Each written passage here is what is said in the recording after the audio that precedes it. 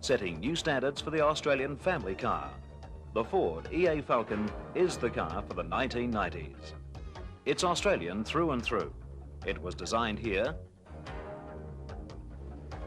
developed here, tested here, and built here by Ford Australia.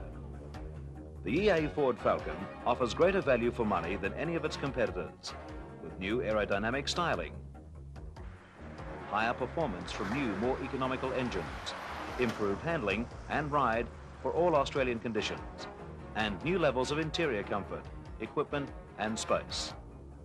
The new Falcon is also built for travelling the great outdoors, with the power and muscle to tow the biggest caravan. And there are quality Ford accessories, like this stylish and practical roof rack, Australian designed sun visors for both the front and back screens, a wide stone guard protector, and easy to fit snap-on headlight covers.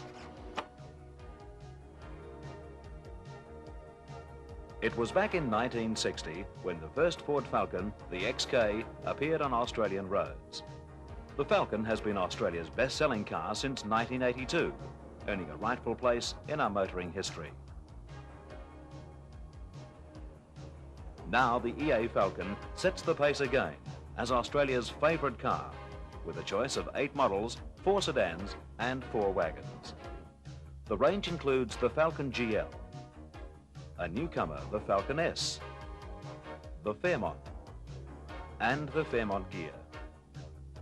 The Falcon's aerodynamic shape and its exciting styling puts it in a class of its own. Airflow has been smoothed by using near-flush designed window glass, door handles, body side mouldings and semi-concealed wipers. Inside, the new Falcon has more room than the previous model, making it a true 6-passenger car, while the wagon has an even longer wheelbase than the sedan, making it the biggest in Australia. The sedan has a split-fold rear seat to increase its load-carrying versatility, while the boot itself is not only bigger and deeper, but it is now easier to load with the lid opening right down to the bumper. On the GL sedan and GL wagon, the popular centrefold seat is still available, giving seating for 6 adult passengers. Powering the Falcons are all new fuel-injected 6-cylinder overhead camshaft engines, an economical 3.2-litre, and 2 higher-performance 3.9-litre engines. All have more power, more torque, and greater economy. Transmissions are 5-speed manual and 3-speed automatic. 4-wheel disc brakes and power steering are standard on all models. Ride and handling have been significantly improved through the use of the new front suspension and steering system. This gives better steering with more road feel, as well as a tighter turning circle and a quieter, more comfortable ride. The Falcon interior also offers new levels of comfort, ease of driving and quiet, smooth travel. There are new sound systems and improved heating and air conditioning, including Ford Australia's first automatic climate control. And on the Fairmont Gear, another first, automatic self-leveling rear suspension. Across the range, redesigned front bucket seats now have more adjustment and greater travel. The instrument panels have clearer instruments and simplified controls. The steering wheels on all models have soft feel, while the wheel itself can be adjusted up and down and out and in. When planning the new Falcon, Ford designers worked to strict objectives to make it an outstanding car with even greater customer appeal than the highly successful previous models. So the EA Falcon retains those all-important traditional Falcon strengths: 6-cylinder power and performance, value for money, roominess, reliability, strong towing ability. 80% of all Falcons have tow bars. Resale value. The new Falcon follows 5 years of development and a total investment by Ford of $700 million, the largest ever for a new model by an Australian car maker. Ford has installed some of the world's most sophisticated plant and equipment at its Broadmeadows factory in Victoria to build the Falcon, and make it a top-quality car. And at Geelong, the engine plant was redesigned, re-equipped and fully automated for the production of the new 6-cylinder engines, every one of which is tested before being sent to Broadmeadows. The Broadmeadows paint shop alone costs $62 million, and Ford is so confident of the world-class quality of its paint finish and corrosion resistance that the Falcon now comes with a 5-year perforation corrosion protection warranty.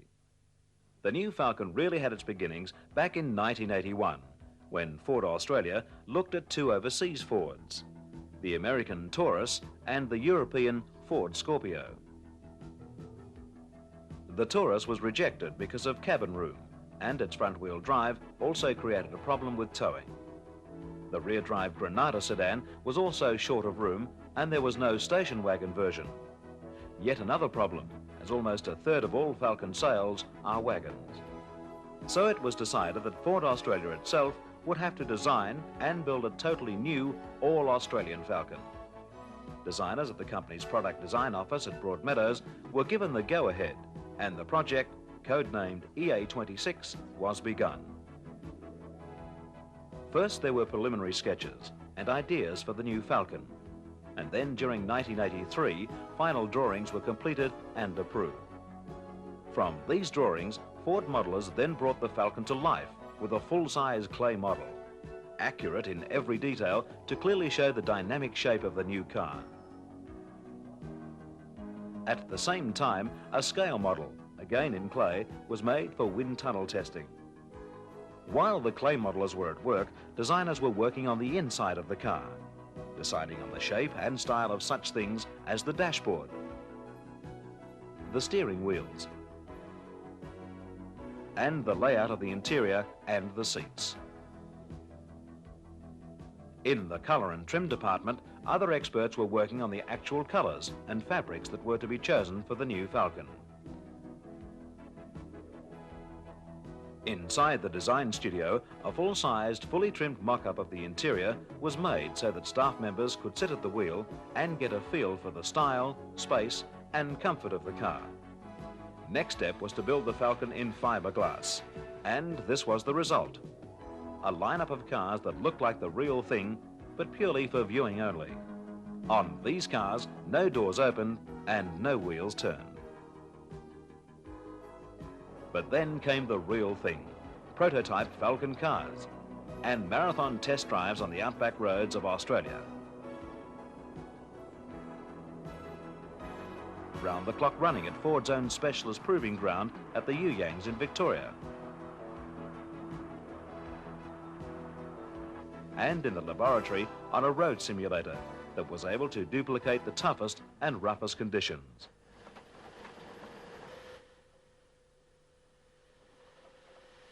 At the proving ground, a total of 27 drivers worked day and night for 3 years, testing all aspects of the new Falcon. On the 4.8-kilometre constant speed circuit with its high banking, cars were run continuously at speeds of up to 200 kilometres an hour. And to test the quality of dust and water sealing, as well as general rough road durability, the Falcons were then driven over specially prepared gravel roads at the proving ground and through a deep water splash for an ultimate test of door and body seals.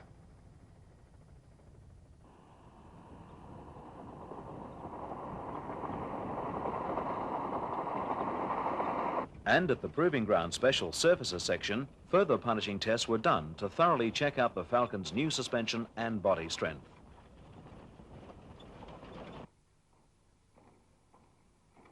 For steering and suspension, there was this chuck hole test, where deep potholes are set in concrete. Altogether, each test cycle at the proving ground included 2,000 runs over these horror sections. Away from the proving ground, prototype cars were taken on no fewer than 25 extensive evaluation runs in the outback.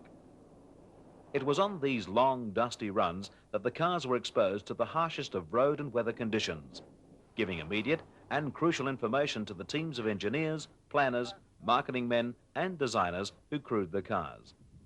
Almost 3 million kilometres were clocked up in all the drive programs, testing and proving the quality and durability of every part of the EA Falcon. A visiting expert to the Ford Australia Proving Ground was Scotsman Jackie Stewart, 3 times Formula One world champion, who was invited to test drive the Falcon. Stewart, who works for Ford worldwide on new model development, found the Falcon very much to his liking. I test cars all around the world, for Ford in the United States as well as Europe and, in fact, all countries they manufacture. I think that this new car really measures up very well, particularly when you keep in mind that it's made for the Australian market. And that's one of the great assets that Ford has, that they're not making a car that just because it's made in Europe or America means that it's going to be naturally good for Australia. This car is made exclusively for the Australian market, and therefore some of the elements of the car, suspension-wise for example, have been built in because of durability, because of the type of roads you have. A lot of the roads are loose surface roads, and you've got to have a car that works under those circumstances. Now this car clearly is going to do that. It's a tough motor car. It's going to be good for wear and tear, as well as being considerably more sophisticated than its predecessor. I think everybody's done a pretty good job. As the test drives of the Falcon prototypes continued, the Ford factory at Broadmeadows was being re-equipped with some of the world's most modern equipment in preparation for the first production EA Falcon. This new equipment includes the latest state-of-the-art robots, which now play a key role in ensuring a quality build for every Falcon. The quality line continues as the Falcon bodies go through a long series of anti-corrosive dips and sprays before entering the fully automated paint facility. It is here that each EA Falcon is given a quality high-gloss enamel top coat by a computer-controlled automatic spray system.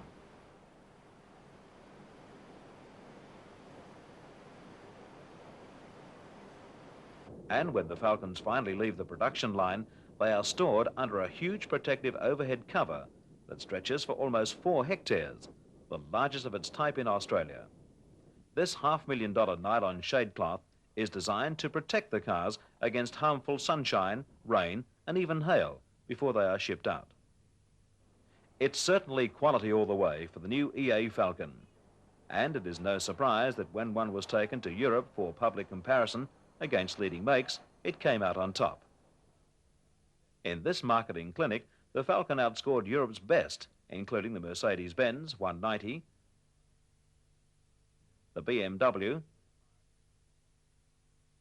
the Renault 25, and Audi.